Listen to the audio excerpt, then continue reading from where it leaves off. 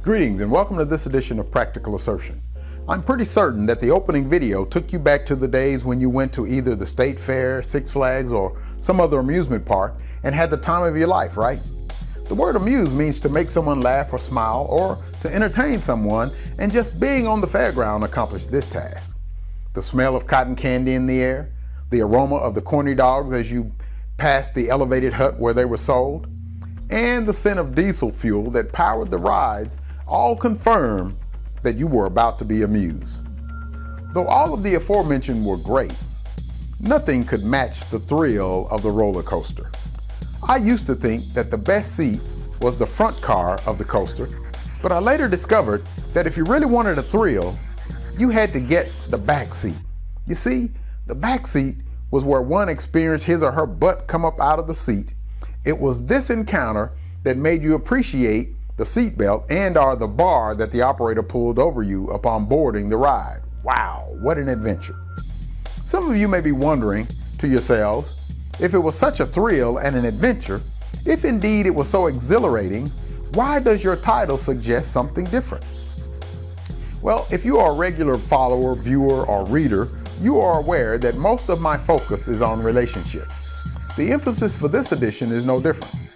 What about relationships is like that of a roller coaster, you ask? Well, my first thought is that of the countless numbers of children whose parents, many times unknowingly, put them on an endless roller coaster. These poor children are thrown from side to side, turned upside down, and slowly taken upwards, only to be let down at an alarming rate as they experience one and sometimes both of what should be their primary caregivers go in and out of their lives. On top of all this, many of these same children are jerked around as they are made to form new relationships with the latest love interest, who will more than likely be a temporary fix and who could also be the source of abuse in their life. Parents, please let your children off this ride. They could use a break, and so could you. This brings us to the next group in the next car of the roller coaster, and that is, this would be those individuals who are involved in a relationship with hopes of this one being the one. These individuals have invested in the relationship, and while a little squeamish about the ride, are willing to wait in line, put up with the heat, the shoving, and the crowd to finally get their chance at the thrill of a lifetime. Once on board, however, the highs and the lows quickly become troublesome. Nausea begins to set in, following the ups and downs, the back and forth, and the ebbs and flows brought on by the constant lies, half-truths, and downright infidelity endured.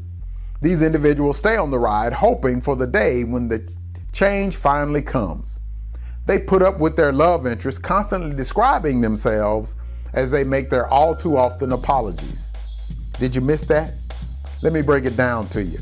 The culprit apologized by saying, "I'm sorry." Listen carefully and you too will hear themselves described. Still didn't get it?